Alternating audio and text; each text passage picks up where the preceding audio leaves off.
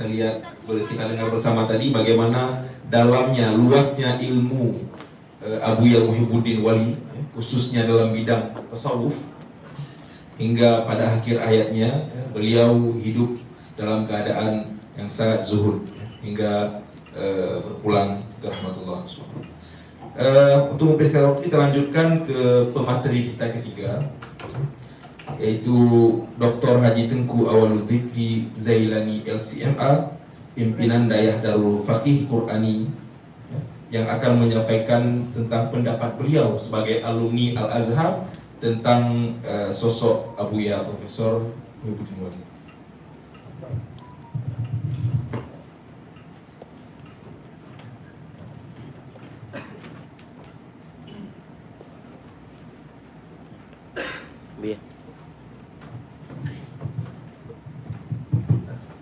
Bismillah.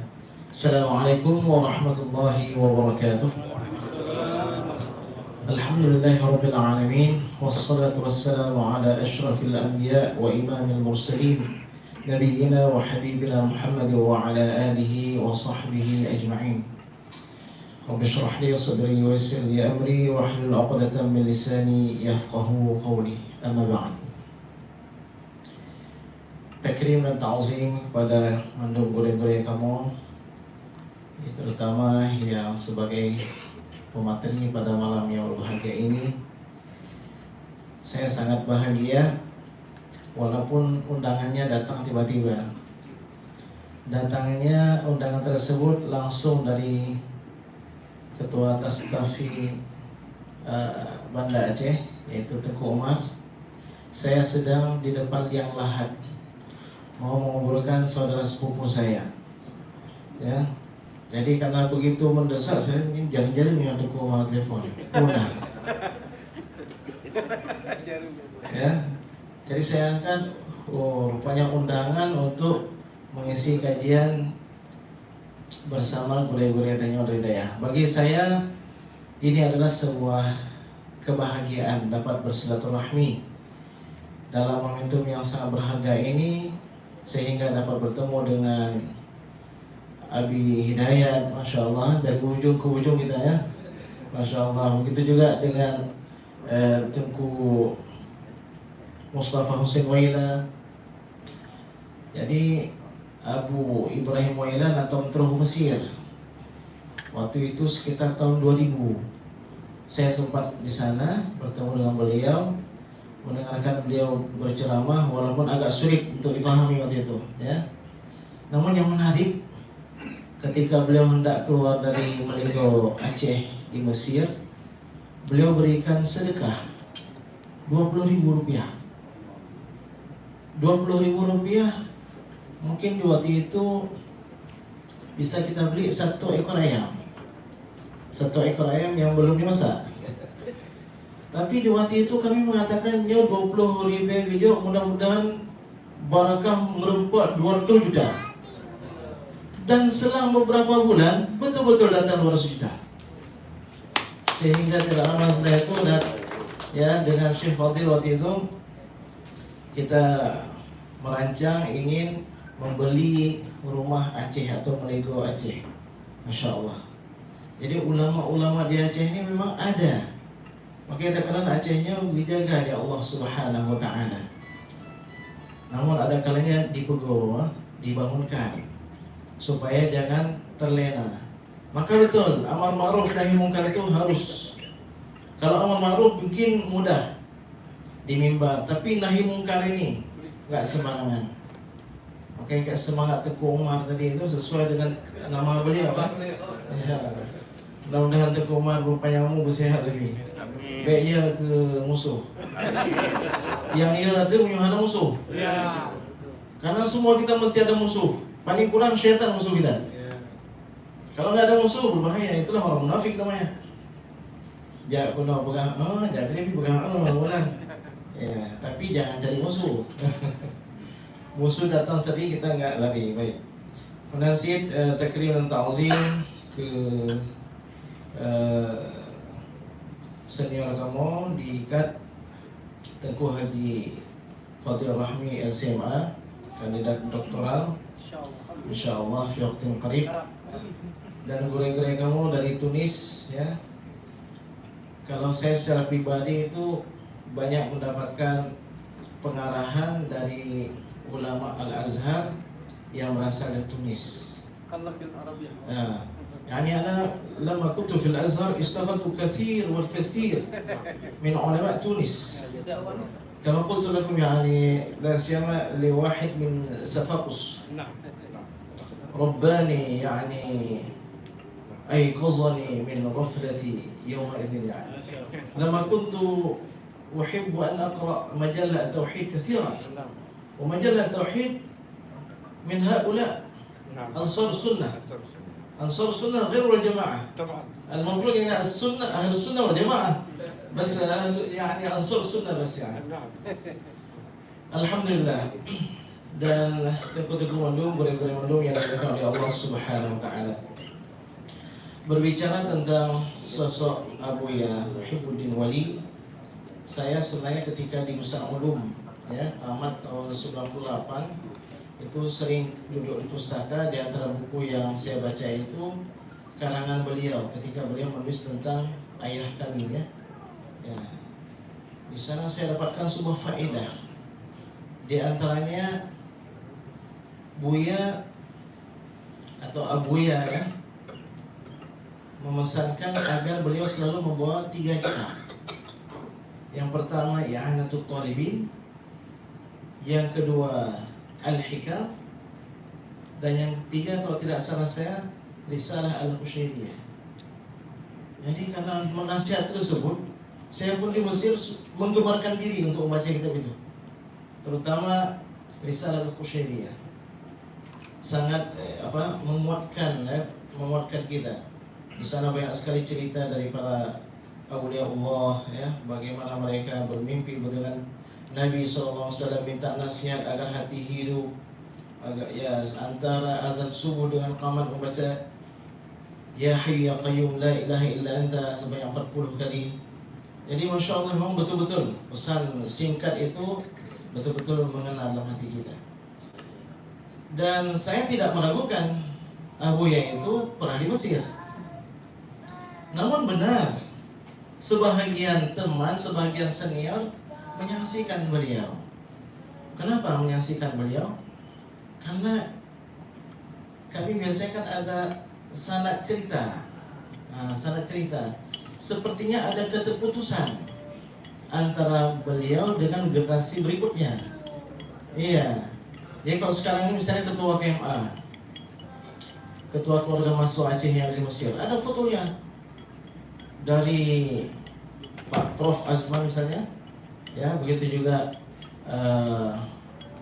mungkin ayah Dr. Fakhrul Ghazi, mungkin Dr.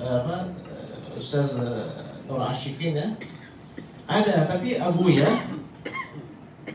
Muhibbuddin Wali kita nggak lihat, nggak ada disertasinya di keluarga Masuk Aceh. Sehingga ketika saya magister sering masuk pustaka kampus Fakultas Syariah. Benar seperti yang dikatakan oleh Abi Hidayat, Al-Azhar itu serba ketat, termasuk pustakanya. Kalau kedapatan kita memfoto, bukan fotokopi ya, memfoto bawa HP, kita foto, tertulis nama kita besok, nggak boleh masuk lagi ke pustaka itu. Jadi setiap kali masuk kasih nampak karne, kasih nampak kartu, ada nama kita di situ, yang kasih masuk selama-lamanya. Jadi ini sebuah hal yang sangat luar biasa. Ketika Tengku Habibi tahun 2019 itu saya sering sana itu menyambut datang beliau di Matariyah. Dan kami termasuk dengan Tengku Khairul Badri S menguruskan bagaimana caranya supaya disertasi beliau ya. Ketika kami di Matariyah ya. Jadi ketika saya dalam program magister, saya sering masuk ke pustaka. Saya lihat ada di situ. Oh, rupanya ada disertasi Dr. Muslim Ibrahim rahimahullah taala. Kemudian saya lihat lagi disertasi yang dulu. Itu kan disertasi sudah sangat banyak. Saya pergi ke yang depan-depan. Yang kertasnya sudah warna kuning, yang diketik, yang agak-agak sulit untuk kita baca. Di situ saya membaca ada, mohon maaf, tertulis Muhibbuddin Wali. Saya lihat, Masya Allah, mana kok? Ya, tapi di waktu itu saya hanya sekedar lihat, sudah saya tutup. Berarti ada. Namun ketika dalam proses S3, barulah saya lihat lagi.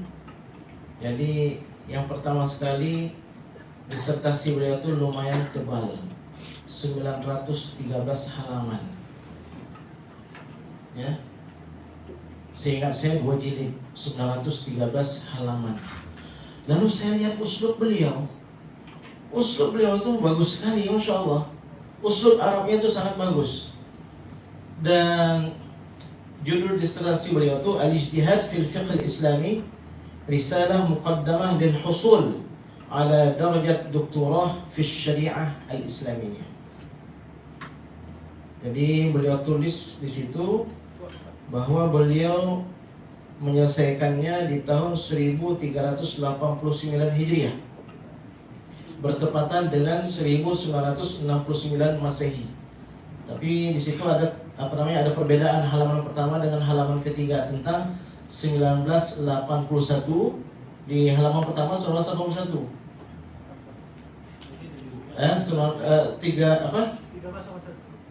1381. Tapi di halaman berikutnya nanti di Isyraf Syukr wa Taqdir 1389.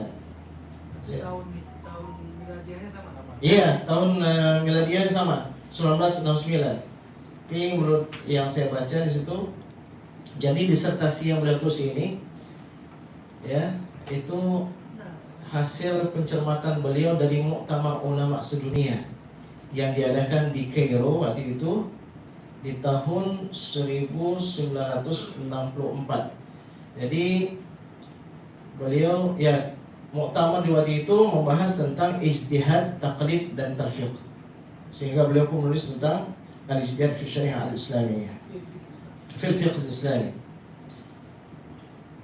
Musyrif beliau adalah Al-Ustaz Al-Allamah Al-Doktor Al-Syekh Al-Waqur Mustafa Abdul Khaliq, yang di waktu itu adalah ketua jurusan usul fiqh dan profesor di bidang syariah Islamiyah di pasca sarjana di kuliah Syariah Al-Islamiyah.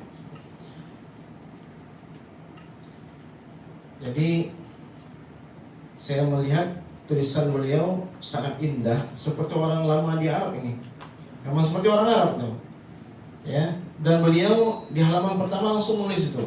Ucapan terima kasih ila walidi Al-Hajj Muhammad Wali.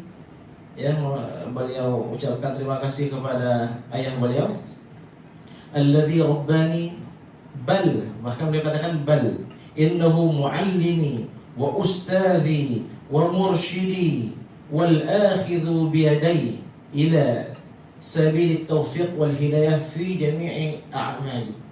Masya Allah. Dan ketika beliau menyebutkan nama ibunda beliau, beliau bertawassul dengan kesalihan ibunda beliau.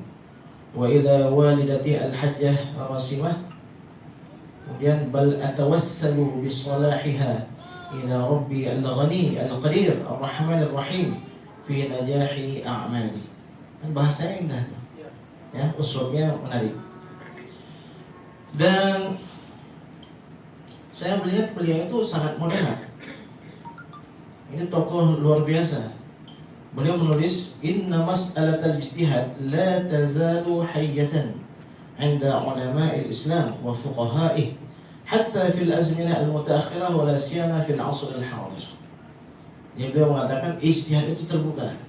Namun beliau mengajak orang-orang yang ingin menyamakan dirinya dengan Abu Hanifah, Imam Malik, Imam Syafi'i, Imam Hanbali, hum rijal wa nahnu rijal.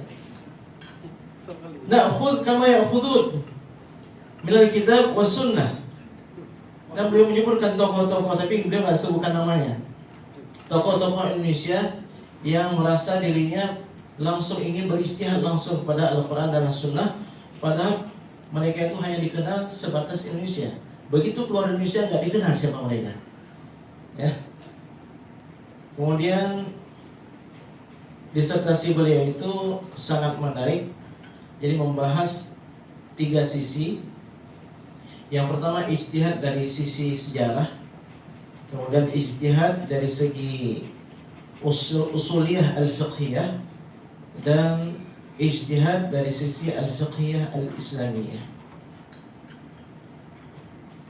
Syekh Ali Jum'ah beliau mengatakan Al-Azhari, tidak namakan Azhari kecuali terpenuhi 3 syarat ini.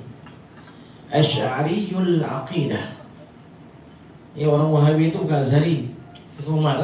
Nah, tadi juga yang jasa. Madhabiyul fiqhi, harus punya madhab. Walaupun punya wawasan yang luas, 4 madhab. Kalau kami fikih muqarrar 8 madhab kami tulis. Disertasi 8 madhab. Atau mungkin 25 madhab, tapi mesti ada madhab yang dia ikuti. Ya, dari pertama mendaftar sana tertulis itu. Ada salah seorang di kelas, dia pingin iseng-iseng ditulisnya madhabnya Hanafi. Dalam sejarah KMA itu ada satu orang itu buat madhabnya itu Hanafi. Lalu ketika masuk pelajaran fikih Hanafi, orang-orang Mesir dan orang-orang madhab Hanafi suruh dia keluar. Kamu bukan di sini ruangannya, kamu di madhab Syafi'i sana. Saya mendaftar Hanafi, enggak, kamu itu bukan di sini, kamu di sana. Jadi bingung sendiri dia. Kemudian Sufiyut Tawajjuh, orang Azhar, yang namanya Azhari itu Sufiyut Tawajjuh. Yahmilu hadzal ilm, la yuridu minkum jazaan wala syukura. Masya Allah, tadi kita dengar bagaimana beliau di masjid ya, bagaimana beliau meninggalkan UAE, pulang ke Aceh. Bidzikri wal fikri hubban li sayyidina Muhammadin sallallahu alaihi wasallam.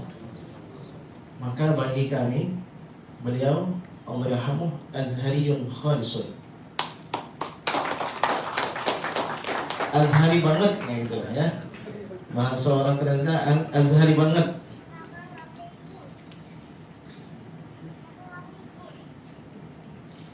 Kemudian yang kedua, yang menarik dari beliau, beliau memiliki sanad keilmuan yang luar biasa. Kita sering dengar sanad-sanad sekarang ini, padahal sanad itu dari dulu sudah ada. Namun banyak yang nggak perhatian. Beliau rentang tahun 1964 hingga 1969 atau awal 1970 itu di Mesir banyak mengambil sanad keilmuan. Jadi saya ketika dapat materi ini sempat bingung juga nih materinya. Jadi saya hubungilah beberapa teman, beberapa senior. Saya hubungi Tengku Nur Khalis ya, karena beliau ada menulis tentang ulama-ulama di Aceh. Juga saya telepon Abu Tamyiha, saya telepon Tengku Azhar, saya telepon Tengku Tala, saya telepon pokoknya orang-orang yang berhubungan dengan ini semua, supaya saya dapat informasi yang banyak tentang beliau. Dan saya pun dengar ceramah beliau, Masya Allah, sangat moderat. Ketika beliau berbicara tentang Hasbi As-Siddiqi, ketika beliau berbicara tentang Dr. Yusuf Al-Qaradawi, sangat moderat. Tidak ada kata celaan dari beliau ya. Beliau menerima kalau seseorang mengambil pendapat muqabil as-sahih silahkan, tapi jangan suruh orang lain, jangan pakai orang lain. Amal untuk di sini nggak masalah ya. Beliau mengatakan Hasbi As-Siddiqi itu walaupun dia ada tarjih versi dia, tapi dia nggak keluar, masih punya madhab Imam Syafi'i. Sedangkan Dr. Yusuf Al-Qaradawi ini yang terlalu luas ya. Jadi hendaknya orang yang membaca kitab-kitab mereka ini harus tahu memilih, karena nggak semua bisa kita makan. Ada yang bisa kita makan, ada yang nggak boleh kita makan. Jadi beliau memiliki sanad keilmuan yang luar biasa. Dan nanti mungkin bisa dilihat ya, kalau saya lihat itu sanad keilmuan beliau misalnya dari Abuya ya, Abuya Mudawali. Abuya Mudawali mengambil dari Syekh Ali bin Husain Al-Maliki, bukan Syekh Muhammad Said Ali Al-Maliki, tapi Syekh Ali bin Husain Al-Maliki. Kemudian ada Syekh Said Abu Bakar Syata, kemudian Syekh Said Ahmad Zaini Dahlan, hingga kepada Imam Asy-Syafi'i. Beliau juga ada mengambil dari yang mengambil ijazah dari beberapa ulama, baik ulama tariqat, ulama hadis dan seterusnya, bahkan termasuk dari Syekh Muhammad Yasir Al-Badani. Dekat sama Syekh Al-Badani. Ya, mungkin bisa tampakkan ya. Jadi tengku-tengku tanya dari daya berhubung bahwa bertanya sanad, tanya pila sanad. Biar mulai bertanya saya sanad punya sanadnya. Sama Syekh Al-Badani ya. Itu ada foto. Ya.